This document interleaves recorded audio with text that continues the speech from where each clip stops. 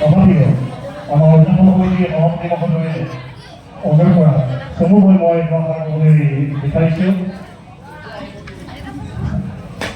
বিহুখন এতিয়া এখন নিজকে গাবলৈ ভাবিছিলোঁ। বিহুৰে কঠীয়া কোনে সিঁচি গ'লে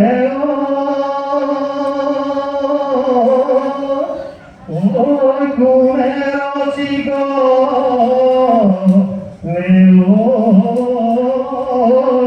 গীত অহায় মনে ৰমে ৰমাই বুকু হমে মায়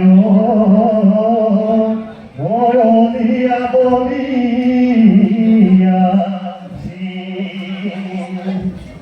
আমাৰ এইবোৰ সমূহ অসমৰ মন চলি আছে, ৰাইডা কৰি আছে। আগৰ কাৰ্যসূচী নিশ্চয় কৰি খুব সুখমে ভাগি সুদৈ পৰিৱেশন কৰিব। আমি এই মুহূৰ্তত আমাৰ অধ্যাপক সমিতিয়ে আজি যিখিনি কাৰ্যসূচী ৰূপায়ণ কৰি তেওঁলোকে ইতিমধ্যে সমাপন কৰিছে, বিশেষকৈ এই বঁটা বিতৰণি বা কৃতি ছাত্ৰ ছাত্ৰীসকলক সম্বৰ্ধনা অনুষ্ঠান ৰাখিছে। ইয়াৰ অতিকে আদৰণীয়, প্ৰশংসনীয়। ইয়াৰ দ্বাৰা আমাৰ এই বৰ্ষৰ ছাত্ৰ ছাত্ৰীসকলক নিশ্চয় ভৱিষ্যতৰ জীৱনত অধিক দৃঢ়তাৰে আগবাঢ়ি যোৱা সহায় সহযোগিতা আগবঢ়াব, উদ্বুদ্ধ কৰিব, উৎসাহিত কৰিব। আমি নিশ্চয়কৈ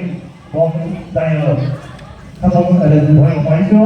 এই মুহূৰ্তত মই বিশেষ দুআষাৰ কম বুলি ভবা নাছিলোঁ।